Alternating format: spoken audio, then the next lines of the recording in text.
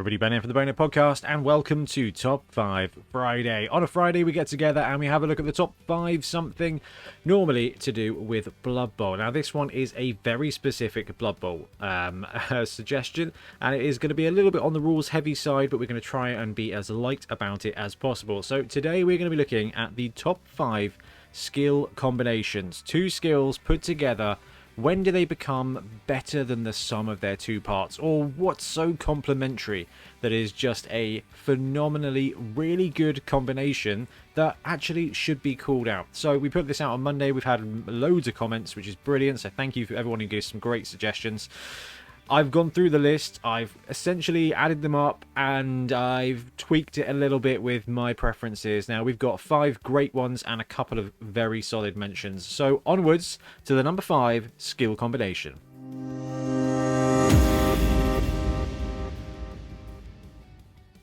And number 5 is Sprint and Sure Feet. So, this one is not going to surprise anybody. I think most of these aren't going to surprise anybody, but they are super good.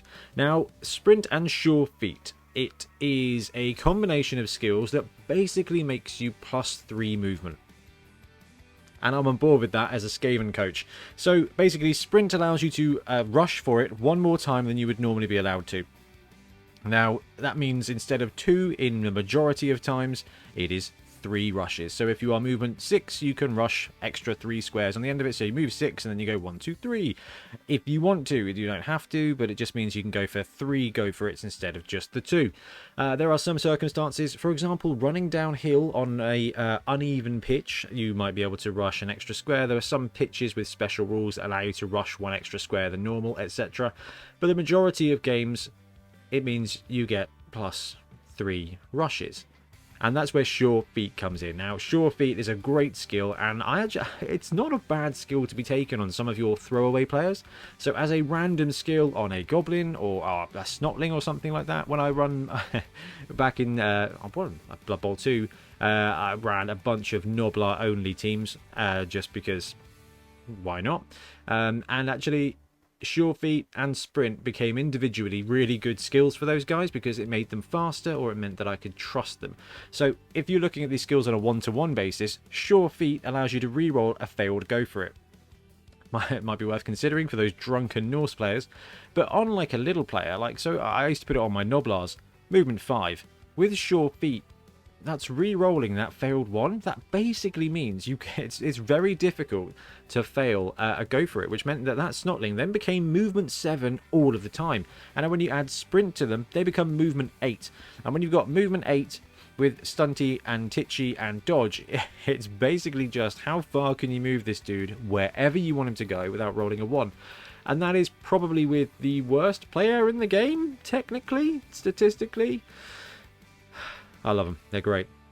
And when you add this skill combination to a real player, that's when it gets absolutely extra spicy. Sprint, giving you 1 extra movement, basically, is really, really, really, really potent. Human Catcher, movement 8, go, go, go, with the Sure Feet rerolls means you're actually pretty likely to be able to move 11 squares almost every turn. And it is still risky. It is always going to be risky. But technically, blocking somebody is risky because you can always double skull. And that's where Sure Feet comes in. Although, technically, it's technically rolling more dice than that, but actually it just feels more likely because you've got that extra integral reroll, and each roll is an individual reroll. So you've got the Sure Feet reroll, and if you get away with that one and you fail again, which is statistically unlikely, you've got a team reroll you can burn. But it is never really wise to run around and Sure Feet your way to success, but it is a poor man's way of getting plus movement. Now, if you think about it from an SPP point of view in League, saving up to get a random stat increase is 18 SPP, which is 6 touchdowns. Okay, fine. You do that, and I think there is a almost certain chance of you hitting movement plus. Obviously, it's not definitely certain, but it's the majority of your rolls are going to be able to take +1 movement. So if you do want +1 movement, going for 18 SPP and doing it that way is definitely something you can do. Or you take Sprint at 6 SPP, and then Sure Feet at another 8 SPP. So for 14 SPP and incremental growth, you can get there. It's an interesting one. It's debatable as to whether it is not just better to wait to get that +1 MA, but for some players, like Skaven Gutter Runners, you're not allowed it anymore. So, Sprint and Sure Feet, my number 5. Number 4 is Jugs / Wrestle and Strip Ball. So this is definitely a great combo. Now the reason I've included both of these results is because they both deserve to be talked about and they both got suggested quite a lot of time. So Strip Ball here is the core skill, and what Strip Ball does is if you block a dude who has the ball and you get a push result, the ball will pop out. And when I say pop out, it basically is dropped by the player in the player they are pushed to. The only thing that can stop that is Monstrous Mouth and Sure Hands. So definitely one to watch there. This Strip Ball ability is great, but there's a really easy way to defend against it, which is Sure Hands. But that is not a skill that is always taken. And quite often, if you're looking to punch a dude, how many guys you got Sure Hands with on your team? 1, maybe 2, okay, and there's how many players on the pitch? Probably 10 or 11. So actually, you're good odds to have the ball carrier not actually be the Sure Hands piece. So that Strip Ball is going to be absolutely massive. And when it's combined with Juggernaut or Wrestle, what that does is that gives you one extra opportunity to pop out the ball. If you are blitzing with Juggernaut, you can turn a both down result into a push result, and therefore Strip Ball comes into effect and the ball comes flying out. Fantastic. If you have got Wrestle and you roll a both down result, you drag them down to the ground and the ball pops out. Fantastic. So Jugs / Wrestle work exactly the same way when combined with Strip Ball. What does happen here is that if the target has block, Wrestle ignores it, Juggernaut ignores it. If the target has Sure Hands and you are using Wrestle, the ball will come out. So technically Wrestle is slightly better. And when you start thinking about the skill map of this, Juggernaut works better with Frenzy when it comes to Strip Ball, and Wrestle works better on Strip Ball if Strip Ball is your only first skill. And I am absolutely looking at you here, Norse Valkyries. I think we're going to see a lot of Wrestle being taken on those players because they come with Strip Ball, and actually that makes them really, really good safeties. So that is my number 4. That is Juggernaut / Wrestle and Strip Ball.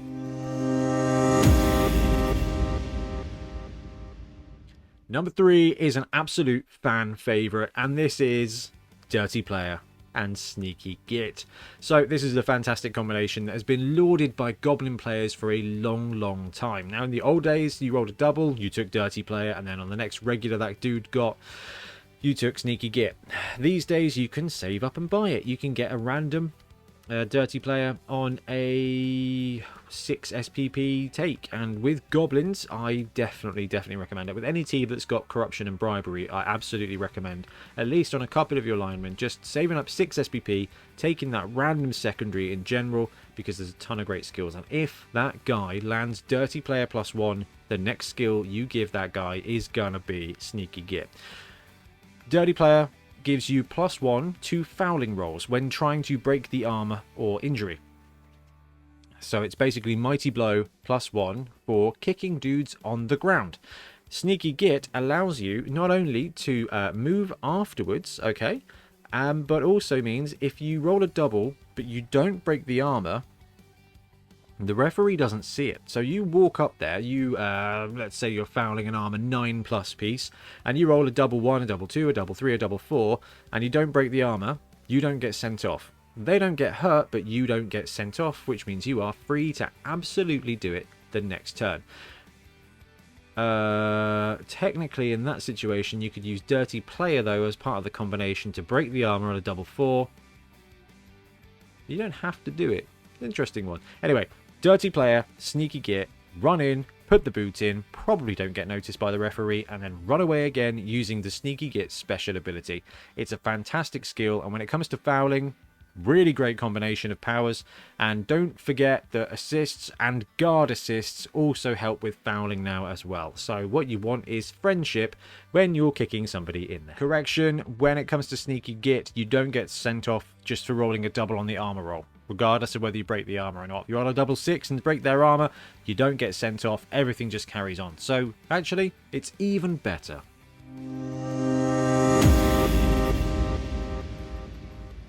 Number 2, it is Wrestle and tackle. So I'm not going to lie here, block and tackle work just as well, but wrestle and tackle have a very special set of powers. Okay, we're going full Liam Neeson on this one. So rackle, real rackling, what this does is it gives you the best ability possible with 2 skills to knock a dude down. So this is a phenomenally good combination on a strong safety. If you've got a strength advantage, i.e. horns, this means great things for you. If you've got an Ulfwerener, wrestle and tackle are both normal skills. If you want to make the ultimate backfield just stopper of players, this is a great combination. Ulfwereners still stick with block because they are going to be wanting to pow stuff down and use that both down to just hurt people and stay on the ground. But as a defensive combination, wrestle and tackle, what that does is on those dice, if you are attacking a dude that has block and a dude that has dodge, okay, no spoilers here, but that's quite a good combination of skills, you win. You just win. Tackle beats their dodge, wrestle beats their block. Your dice beat their dice, and your player beats their player. Now, the downside here is that wrestle means you won't roll armor, but if they are making a break for it, if they've got a dude who's in the backfield, is either going to receive the ball or is making a run with the ball, wrestle and tackle will give you the best opportunity to drag them down. Now, the slightly different angle there is block and tackle, and yes, we're looking at you here, Dwarf Blockers, which is a brilliant set of skills because block and tackle maximizes the ability to hurt your opponent, and that's the slight difference here. Wrestle gives you more chance to take the player down. Your guy goes down as well, which is absolutely fine, but the goal here is to make that player prone. Not worried about armor, I need to stop that ball carrier. That's why it works so well with strip ball. If you want to take block and tackle instead of wrestle and tackle, then you are leaning on the side that what you want to do is initiate the best chance to hurt them. Wrestle will stop them. Block might not stop them as often, but if it does, it's got a better chance of stopping them for good. So block will not work against block. Wrestle will. Tackle, however, is always going to stop that dodge. So number 2 is wrestle / block and tackle.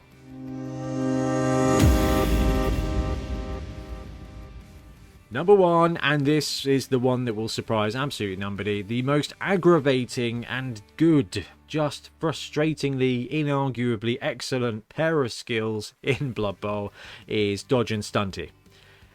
You know, Dodge and Stunty is a fantastic skill combination, but you can't really give a dude Stunty, so therefore it is ineligible for this top 5, and we're just going to go with block and dodge instead. Blodge is amazing for the same reason that we just talked about wrestle and tackle. Block is the reason that wrestle and tackle are on this list. Block stops you from being pounded into the dirt on a both down result.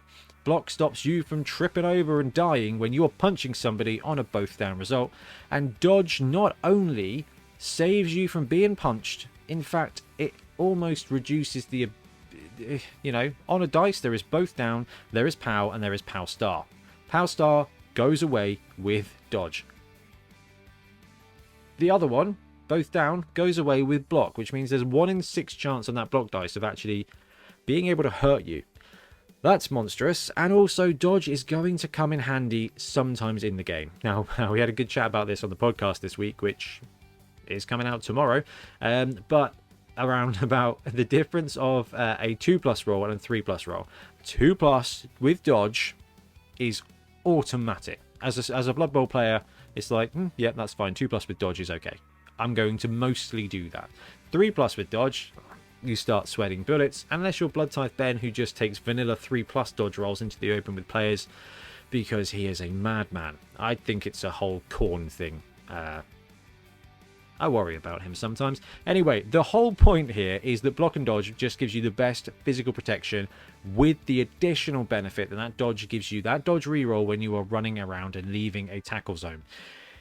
And it also starts a filthy combination of skills that goes beyond just 2 skills. Now, all of these, there's great combinations, but block, dodge, and you add something else like sidestep, you just become slippery and awful. You add block, dodge, and then you can start adding some other skills. But those 2 are the foundation of excellent players. Now, this is one thing we did think about when it came to the Valkyrie, because the Valkyrie is a new player on the Norse team, and the Norse team has lost catchers. Catchers used to be block, movement 7. Valkyries are now movement 7, with strip ball, dauntless, pass and catch, which is 2 steps away from having blodge. The catchers were awesome because they were 1 skill away from going into a movement 7 blodger on your team, which just gave you really great protection, really great speed.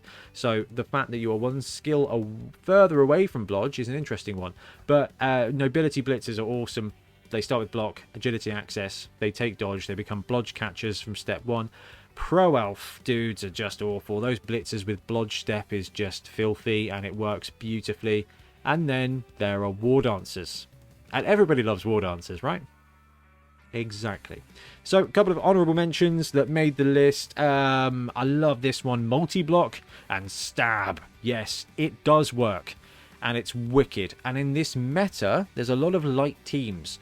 Underworld, Snotlings, Norse, okay? Getting a Dark Elf Assassin, which is currently the only stab player out there, with the exception of the Black Goblin, who does not count because you can't give him a skill.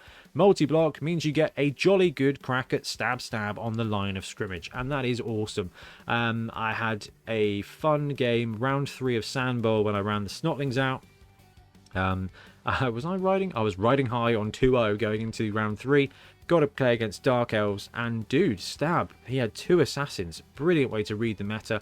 Was just on the line and just stab. It's straight through the armor. Multi-block just makes that infinitely better. And when we see a Hobgoblin team with sneaky gits on, which is a type of player that stabs things, oh, it's going to be real good if they have strength access. If they don't have strength access, then it's a bit rubbish. Unless they start with multi-block. And then, I don't know. That's a great little skill combination. And then the other top call out was, I love this. This is delicious. On the ball, one of my favorite skills in the game. And extra arms. So extra arms is a mutation that allows you to have basically +1 to the die roll when you're picking up the ball or catching the ball. So on the ball allows you to move 3 squares when an opponent declares a pass action, and or when you are receiving the ball from the kick. The ball is placed, it is then scattered, and then on the ball activates, and you can move your dude 3 squares. What this allows you to do is then take that OTB and extra arms player, and if your opponent is passing, it's great. It means you just get 3 extra squares of movement. You do have to dodge, but it means you can put your player exactly where you want them to be. If that happens to be in the path of, you know, the pass that they have just declared, it gives you +1 to do stuff. So if you're going to try and catch the ball, it gives you a better result. And if you get to move your guy underneath the ball, so let's say it's the kickoff, you've got a beast man with OTB, and on the ball, you move underneath the ball, you get +1 to the catch roll because you've got extra arms. Say you foul it, you fail it, when you go to pick it up on the next time round, you've saved movement because you've moved there, and you get another +1 to pick it up. So actually it goes from being a 4+ catch, 4+ 3+ to a 3+ 2+, and then you get free movement as well. So great combination. There are a ton of great skill combos in Blood Bowl, and a couple of you did sort of say, well, it works better by position group or team, and actually that's the kind of thing we cover in the Dream Teams videos, because that's kind of where we talk through skill progression and what a great team could look like. There's some good teams. Anyway, I am going to wrap up this video. Thank you very much for watching. Let me know what you think. Let me know what we've missed, and we'll be back soon with more Blood Bowl content. Happy blocking. Thanks very much for watching. We really appreciate your support. If you want to help support the channel even further, please like and subscribe, or come join us on our Patreon. We have early access to content. We get loads of feedback from you guys, and we try and do competitions as much as we can. Or you can get yourself some Bonehead podcast merch on our Spreadshirt site. So if you want to support a team, especially for the Bonehead Championship, you can pick up a shirt, a mug, things like that. It all helps support the channel, and we really appreciate it. Anyway, links below. Thank you very much. Happy blocking.